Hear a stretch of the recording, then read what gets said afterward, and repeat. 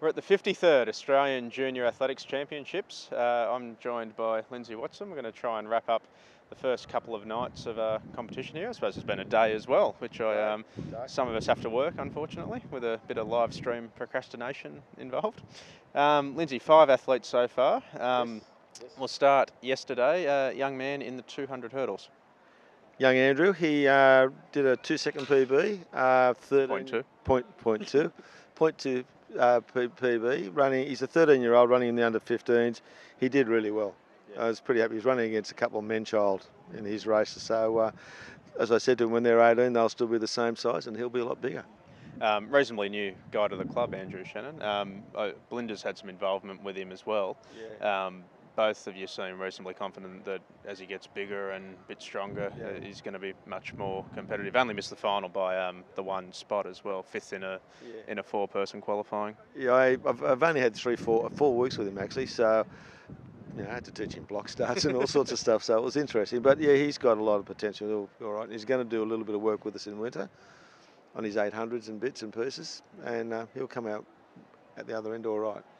Not far away from the winter season now. On that subject, Hamish Wallace had a tough time of it in the 10,000 metre track here at State Open, so I think learnt the hard way that it's a long way, 25 laps on the red stuff. Had the 5,000 last night, a distance he's a bit more comfortable with. Scheduled to be last night, we should say. The thunderstorm hitting gave him a late reschedule to this morning, so a bit of a change of plans after he'd warmed up and was ready to go, but pretty disappointing today. It was. A couple of things that led to it. I think the 10K, the 10 days before, wasn't a good decision. But I told him in the start, I said that could be one of the things, but he was like to run it. But it's part of the learning process for him. The other thing was his social life needs to be sort of altered a little bit, and we are speaking about that. So with that, I think he's obviously keen enough. He wants to do it. So now is the time that'll tell. But he said as soon as he got into the race, he said he felt flat and down even before the race started. So I must say I've never felt like that in a running race. No. Neither have I, because I haven't done one. So we'll move on to the steeplechase runners. We started with Trent Glynn in the 2,000 metre steeplechase. All these boys. Trent. A bit of confusion today about what his PB was. We think his PB was 6:39 going in. If that's the case, he's run a 4-second PB, 6:35. He did say he was aiming for a bit lower than that in the mid 6:20s, but PB, you can't be disappointed with that. Yeah. No, we both thought he could run under 6:30. We thought 6:20, mid 20s would have been around about his time, and it would have been a great time if he could. But that's how the races is. Races are races, and he never got through. So the PB is still a PB. He never run the 3K today because he's sort of a bit down with his cold. So he's actually having a look for next week for the state little A's 3K. So I'd expect that he'll pick up a little bit for that and go a bit better. But it wasn't a bad race. It was just. Oh, yeah, any personal best that we're talking about being disappointed is a funny thing. Again, they were all affected by the delay. We had about an hour and 3/4 delay, just as they were all starting to warm up. It can't help them. No, well, the warm-up was even restricted because they weren't allowed out on the track still because they were worried there was going to be some more lightning. And then they let them warm up underneath the tunnel, but they closed half the tunnel off. So there was 3 age groups trying to do a warm-up in a 30-metre area. So it wasn't the best conditions, but everyone was in the same boat. So everyone who raced had the same despicable warm-up. So. No complaints about positioning, but but possibly a few seconds gone missing in circumstances. Yeah. Nathan Brown spent about 6 or 8 weeks in France over the Christmas New Year break. Obviously, not going to help you having 8 weeks off leading into the main event of the season, but I think you said yesterday that you were just keen for him to get out there and have a run. Yeah, we just want him to still compete, and we talked about it before. He knew that it was going to be tough. Having the 8 weeks out is just like you lose everything. And so he's coming back from the start. So the whole thing is for him just to be smart and realise that he's got a winner ahead of him, and next year's going to be a better year. But what would you rather have? 8 weeks in France? Well, I had 8 months in Europe, and believe it or not, that didn't do my training a whole lot of good. We'll move on to the big story of last night. Ed Trippus, the newly minted Australian junior champion in the 2000 steeple. Hell of a race. We'll see if we can get some video footage of that up on the net. But he said to me going into the race he was looking between 6 and 6:05. Broke that 6-minute barrier, 5:59.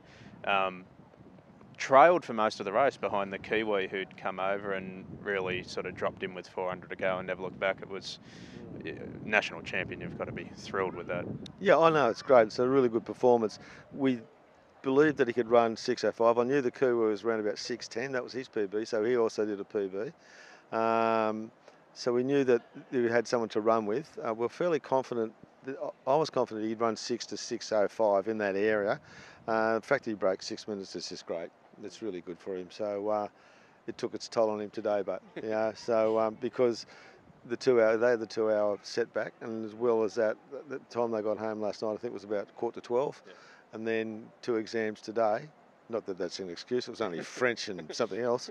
Yeah, that just took its toll on him. So yeah. Yeah, quite a few of your guys HSCing at the moment, balancing.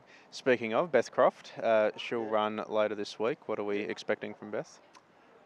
Beth is run a 6 for the 3K, 9:30, and 9:20. She ran 9:29, so she's about half a second off a World Junior qualifier.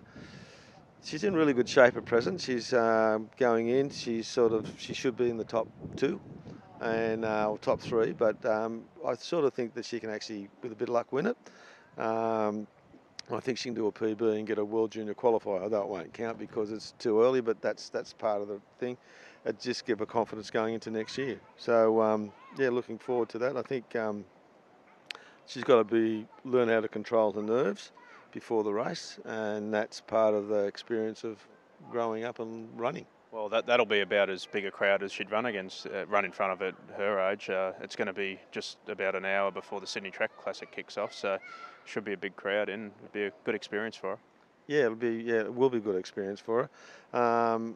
I'd almost like her to maybe get a run in near the end of the year, but I'm thinking about it. We're sort of I think we're going to say, look, we'll just pull the pin after this, give her a couple of weeks off, and then just head up for a big winter and get some good running underneath the belt. And the last one, Taylor John, we spoke at State Juniors. The plan was to run the 8 and the 4 if the timetable worked. It hasn't. So he'll just run the 8? He'll just run the 8, yeah. And it's going to be a hard call because he's still got giving away a year to most of the guys there. But we're looking to get PB or close to a PB. If he can get within 1% of a PB, I'll be a very happy boy. What's that time? 53 low, 153 low. All right, we'll catch up with you again during the weekend, no doubt. There's still a long way to go here. We've got all day tomorrow, all day Saturday and all day Sunday.